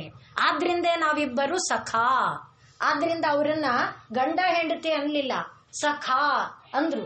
ಸಹ ಖಾದತಿ, ಏನನ್ನ ಬರುವಂತ ಕಷ್ಟವನ್ನು, ಸುಖವನ್ನು, ನೋವನ್ನು, ನಲಿವನ್ನು, ಮಾನವನ್ನು, ಅಪಮಾನವನ್ನು, ಕೀರ್ತಿಯನ್ನು, ಅಪಕೀರ್ತಿಯನ್ನು ಜೊತೆಯಲ್ಲೇ ಅನುಭವಿಸಬೇಕು. ಬೇಕು ಬೇಡ ಇಲ್ಲ, ಜೊತೆಯಲ್ಲಿ. ಇಂದ್ರಿಯ ನಾನ್ ಕೇಳಲ್ಲ ಅನ್ನತ್ತಾ? ಇಂದ್ರಿಯ ನಾನ್ ಮಾಡಲ್ಲ ಅನ್ನಕ್ಕಾಗಲ್ಲ. ಮನಸ್ಸು ನಾನ್ ಹೇಳಲ್ಲ ಅನ್ನಕ್ಕಾಗಲ್ಲ. ನೀ ಬೇಕು ಅನ್ನೋ ಬೇಡ ಅನ್ನೋ ಇಬ್ರು ಜೊತೆಯಲ್ಲೇ ಅನುಭವಿಸ್ಬೇಕು. ಆದ್ದರಿಂದಲೇ ಅದು ಸಖಾ. ಅದಕ್ಕೆ ನೆಕ್ಸ್ಟ್ ಮಂತ್ರ ಇರೋದೇ ಸಖಾ ಸಪ್ತಪದ ಭವ. ಆ ಸಖ 7 ಹೆಜ್ಜೆಗಳನ್ನ ಇಟ್ಟು ಮುಂದೆ ಬಂದ್ರು. ಸಖಾಯವು, ಈಗ ನೋಡಿ ಇಬ್ಬರಾದ್ರು. ಮೊದಲು ಒಂದೇ ಸಖ ಅಂದ್ರು, ಈಗ ಸಖಾಯವು ಸಪ್ತಪದ ಬಭೂವ. ಯಾವಾಗ ಜ್ಞಾನೇಂದ್ರಿಯ ಕರ್ಮೇಂದ್ರಿಯಗಳ ಸಮ್ಮೇಳದಲ್ಲಿ ವಿಭಾಗ ಬಂತು, ಆಗ ಅವರಿಬ್ಬರು ವಿಭಾಗ ಆಗಿದ್ರೂ ಕೂಡ ಇಬ್ಬರ ಗತಿ ಏನಾಗಿದೆ? ಒಂದೇ ಗತಿಯಾಗಿದೆ. ಆದ್ರಿಂದಲೇ ಸಖಾಯೌ ಸಪ್ತಪದ ಬಭೂವ. ಆಗ ಇಬ್ಬರ ಪ್ರತಿಜ್ಞೆ ಏನಾಯ್ತು? ಸಖ್ಯಂತೆ ಗಮೇಯಗಂ, ನಾನು ನಿನ್ನ ಸಖ್ಯವನ್ನ ಮಾಡ್ತೇನೆ. ಸಖ್ಯಾತ್ತೇ ಮಾಯೋಷಂ, ನಿನ್ನ ಸ್ನೇಹವನ್ನ ನಾನು ಬಿಡೋದಿಲ್ಲ. ಜ್ಞಾನೇಂದ್ರಿಯ ಕರ್ಮೇಂದ್ರಿಯಗಳ ಸಂಯೋಗ ಆಗಿರಬೇಕು. ಇವತ್ತು ನಮ್ಮ ಸಂಯೋಗ ಹೇಗಿದೆ? ಕೇವಲ ಕರ್ಮೇಂದ್ರಿಯಗಳ ಸಂಯೋಗ ಇದೆ. ಜ್ಞಾನೇಂದ್ರಿಯ ಹೇಳಿದ್ದನ್ನದು ಕೇಳ್ತಾ ಇಲ್ಲ. ಅದೇ ಬಂದಿರುವಂತ ಕಷ್ಟ. ಆದ್ರಿಂದ ನೋಡಿ, ಇದು ಇಬ್ಬರು ಪ್ರತಿಜ್ಞೆ ಮಾಡ್ತಿದ್ದಾರೆ, ಜ್ಞಾನೇಂದ್ರಿಯ ಕರ್ಮೇಂದ್ರಿಯಗಳು. ಸಖ್ಯಾತ್ತೇ ಮಾಯೋಷಂ, ನಿನ್ನ ಸಖ್ಯ ನಾನು ಬಿಡೋಲ್ಲ. ಸಖ್ಯಾನ್ಮೇ ಮಾಯೋ ಓಷ್ಟಾಹ, ನನ್ನ ಸಖ್ಯವನ್ನ ನೀನು ಬಿಡಬೇಡ. ಎಂಥ ಒಂದು ಪ್ರತಿಜ್ಞೆ ಇದೆ ನೋಡಿ. ಹಾಗೆ ಈ ಜ್ಞಾನೇಂದ್ರಿಯ ಕರ್ಮೇಂದ್ರಿಯ, ಅದಕ್ಕೆ ಇಲ್ಲಿರುವುದು ಇದು. ಅದಕ್ಕೆ ಇಲ್ಲಿ ನೋಡಿ ಕಾಮೇಶನೂ ಇದ್ದಾನೆ. ಕಾಮೇಶ ಬದ್ಧ ಮಾಂಗಲ್ಯ. ಹಾಗಿದ್ದಾಗ ತಾನೇ ಮಂಗಳ. ಎಲ್ಲೆಲ್ಲೂ ಮಂಗಳ, ಎಲ್ಲವೂ ಮಂಗಳ. ಮಂಗಳವಲ್ಲದ್ದು, ಮಂಗಳ ಇಲ್ಲದ್ದು, ಮಂಗಳವಲ್ಲದೆ ತಂದು ಕೊಡದೆ ಇರುವಂಥದ್ದು ಯಾವುದೂ ಇಲ್ಲ. ಯಾವಾಗಲೂ ಮಂಗಳವೇ, ಯಾವಾಗಲೂ ಆನಂದವೇ. ಅಂಥ ಒಂದು ನೆಲೆಯನ್ನ ಈ ಒಂದು ವೈವಾಹಿಕ ಧರ್ಮದಲ್ಲಿ ತಂದುಕೊಟ್ಟಿದ್ದಾರೆ. ಯಾಕೆ ಅಂದರೆ ನಮ್ಮ ನೆಲೆ ಋಷಿಯ ನೆಲೆಯಿಂದ ಜಾರಿ ಬಿಟ್ಟಿರೋದ್ರಿಂದ ಭೌತಿಕವಾದ ನೆಲೆಗೂ ನಮಗಿದನ್ನು ತೋರಿಸ್ಕೊಟ್ಟಿದ್ದಾರೆ. ಆದರೆ ಇದನ್ನ ತಾಯಿಯ ಈ ಕಾಮೇಶಬದ್ಧ ಮಾಂಗಲ್ಯ ಸೂತ್ರ ಶೋಭಿತ ಕಂಧರ ಎನ್ನುವ ನಾಮದಲ್ಲಿ ಆ ಒಂದು ತತ್ವವನ್ನು ನಮಗೆ ಬೋಧೆ ಮಾಡಿಕೊಡ್ತಾ ಇದ್ದಾರೆ.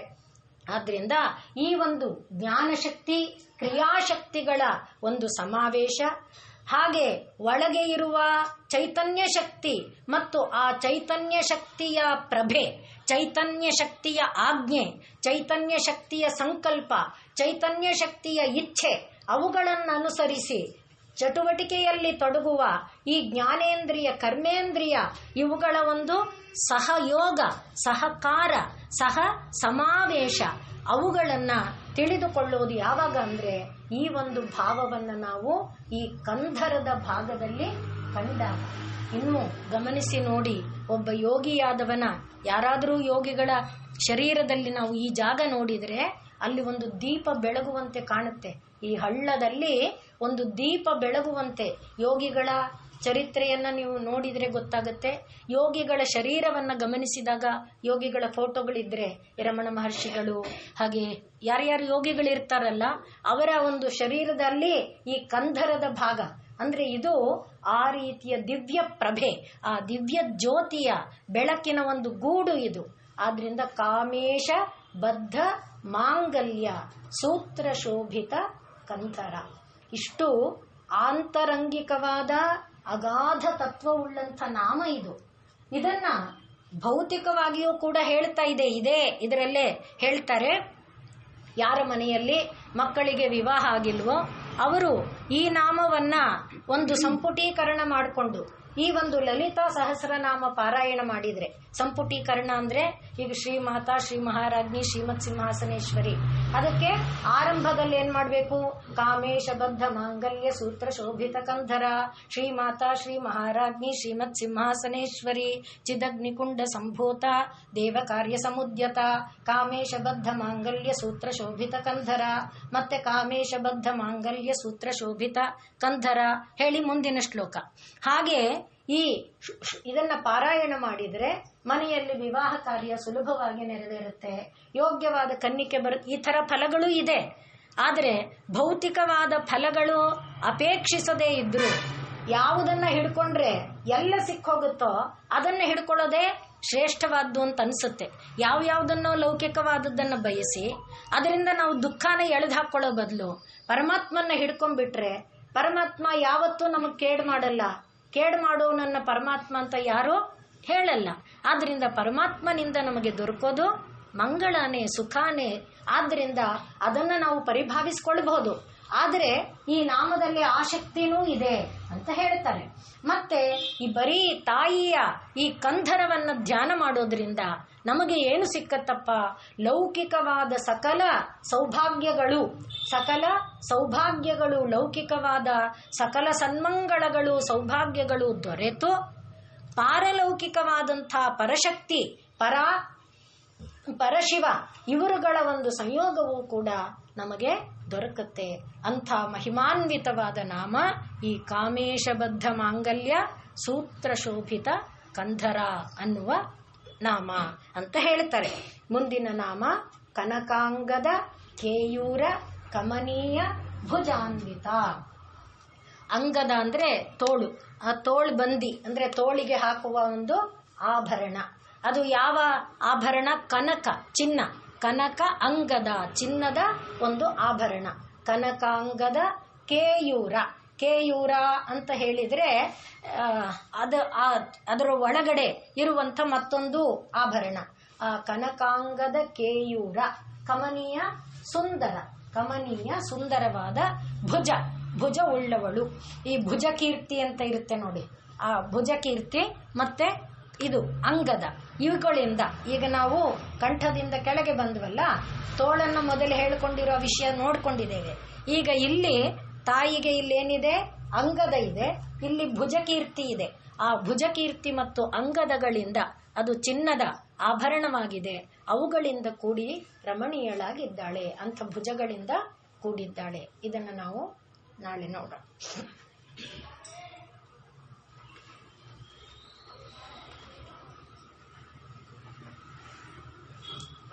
ಓ